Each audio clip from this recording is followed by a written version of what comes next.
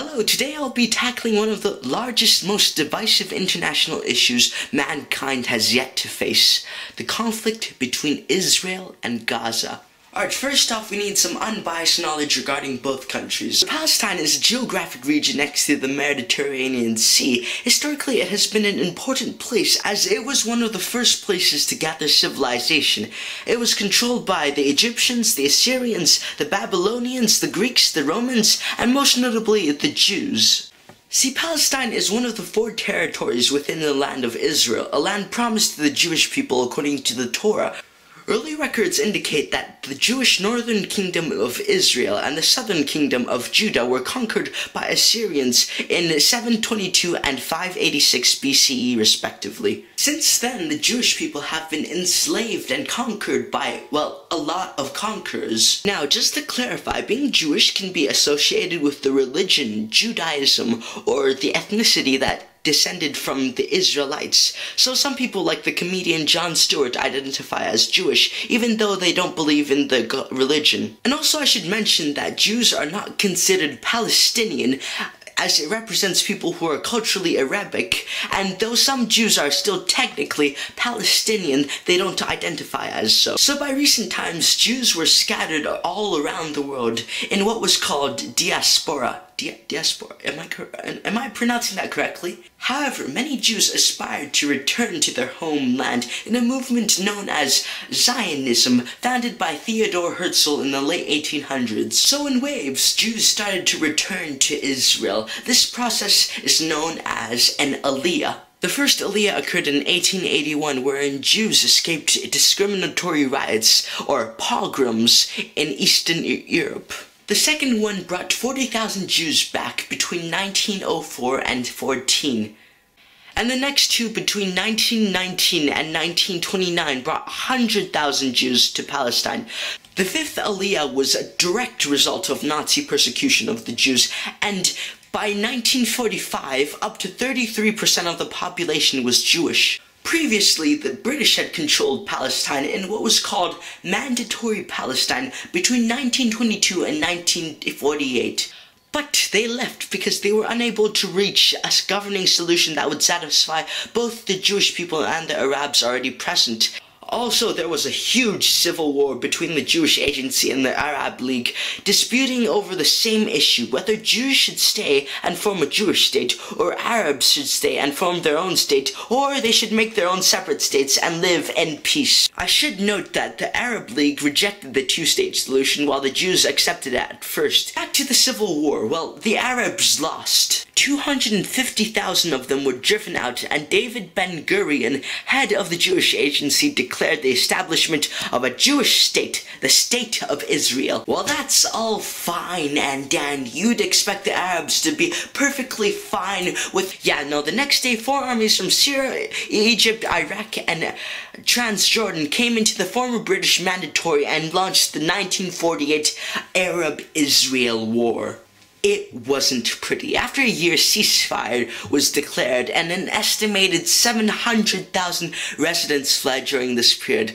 Okay, so now Israel is established. Are we done our fighting? So please, no more fighting. Through the past half-century, Israel has faced constant threats from surrounding Arabic countries, especially Egypt and Syria. At one point, launched a surprise attack on the forces.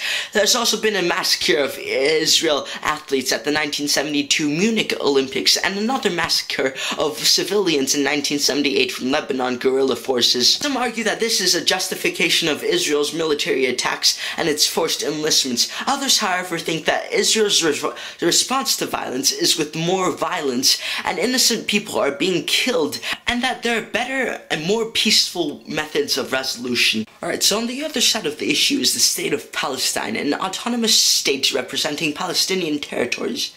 Are you ready for another 10 hours of fact story? Well, I'm not, so I'm writing this script for tomorrow. Alright, so the PLO, or Palestinian Liberation Organization, was founded in 1964 to create an independent state of Palestine, which is what they achieved in 1988. It was classified as a terrorist organization until 1991, and 2 years later, they signed the Oslo Accords. Now, what were the Oslo Accords? Well, it's a set of agreements between the PLO and Israel aimed at finally achieving peace between the two groups after years of fighting. In this agreement, Israel recognized the PLO to represent the Palestinian, while PLO recognized Israel's right to exist, and that's pretty important. And they also renounced violence. Both agreed to the Palestinian self-rule in the Gaza Strip, an important area we'll get to later, and a 5-year interim period wherein Israel will partially withdraw from certain areas of the West Bank as well as Gaza and Jericho.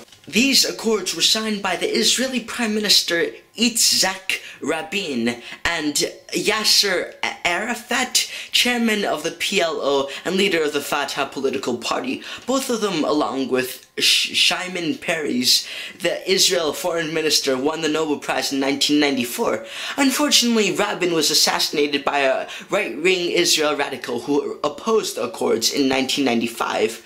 On the other side, many Palestinians were angry and launched attacks on Israel, ending with the 2006 Israel-Hezbollah war. Sorry, I'm really bad at pronouncing things. Due to these conflicts, public support for the accord started to wane, and the conservative Prime Minister Benjamin Netanyahu from the Likud party was elected between 1996 and 1999, then again from 2007 till now. It is important to note that Netanyahu opposed the Oslo Accords and is seen to generally favor war due to the stalled peace talks and increased defense funding and the whole Gaza situation, which I'll get to right now.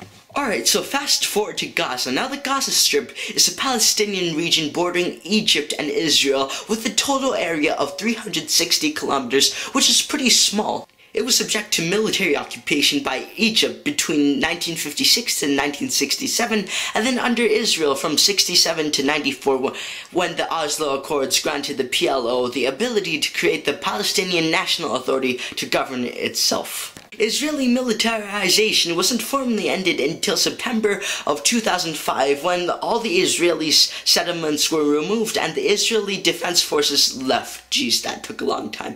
However, Gaza's airspace and waters were still exclusively controlled by Israel. Israel also controls who and what can enter Gaza, and Gaza is still considered occupied by the UN Human Rights Council and the EU. In 2006, the Palestinian parliamentary elections took place. The main parties were Hamas and Fatah. Now, Hamas is a militant Islamic organization opposing Israel's rule and occupation.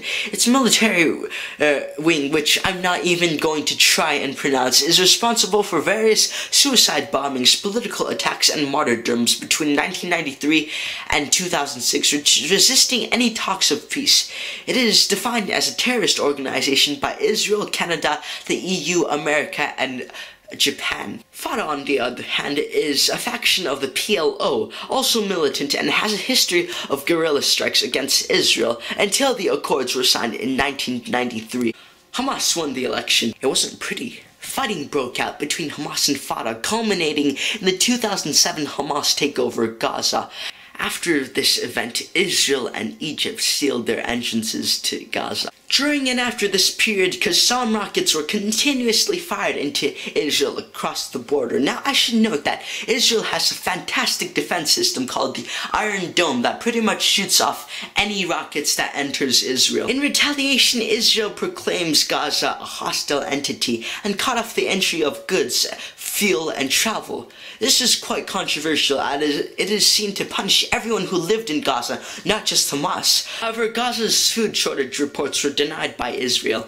On December 27, 2008, the Gaza war started when Israel launched the large military attack on Gaza. Their stated goal was to stop Hamas rocket fire as well as weapons being smuggled into Gaza. The Israeli forces attacked the military targets that were often in densely populated areas. Hamas focused rockets and mortar attacks against civilian targets. On January 18, 2009, ceasefire was declared by Israel. Both sides used controversial strategies such as Hamas using hospital as military operations or both sides targeting civilians and using human shields. Casualties, including up to 1,400 Palestinian deaths, about 900 of them civilians, and Israel suffered 13 deaths. 4 of them were from friendly fire. Tens of thousands of homes were damaged or destroyed, and more than half of Gaza's hospitals, 800 water wells, and nearly all of its 10,000 farms were destroyed as well. Furthermore, 50,000 people were left homeless, and 400,000 to 500,000 were left without clean water.